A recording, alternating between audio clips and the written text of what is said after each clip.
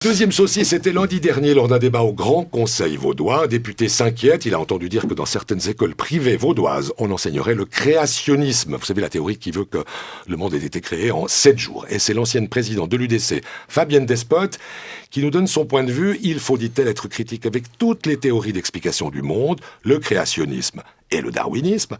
À propos de darwinisme, justement, elle avoue quand même qu'elle est un peu sceptique. Il faut quand même avoir une sacrée dose de foi pour croire qu'un lapin, à force de courir, va finalement devenir guépard. Donc il y a des critiques à faire face à toutes ces théories. Nous devons pouvoir conserver cet esprit critique.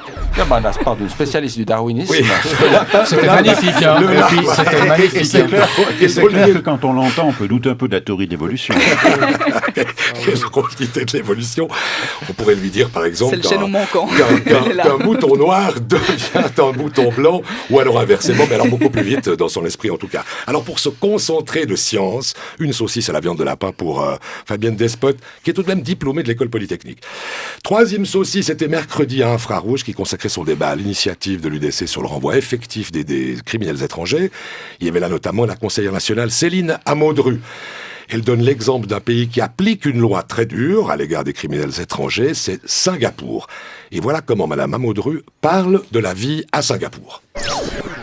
Prenez Singapour, je peux vous assurer. Alors, c'est vraiment pas le gouvernement que j'envie, mais cela étant, on sait que si on fait une infraction, on va être condamné, expulsé. Eh bien, là-bas, il fait bon vivre. Pour ça. J'espère que Colline de Sonarclin sera heureuse de voir que pour une fois, il y a majorité de nominées féminines. C'est la disposition de toujours des gonzesses. Alors pour la saucisse de Céline Amodru, les régimes autoritaires, ça a donc du bon, on dira. Donc une saucisse et même une longeole pour Madame Amodru. Longeole avec mention Singapour, elle est simple. On n'a pas fait exprès, il y a 2 élus d'essai. Je vous promets qu'on en trouvera d'autres aussi dans votre parti, Roger Nordman. Alors c'est à vous de choisir à qui nous allons attribuer cette saucisse.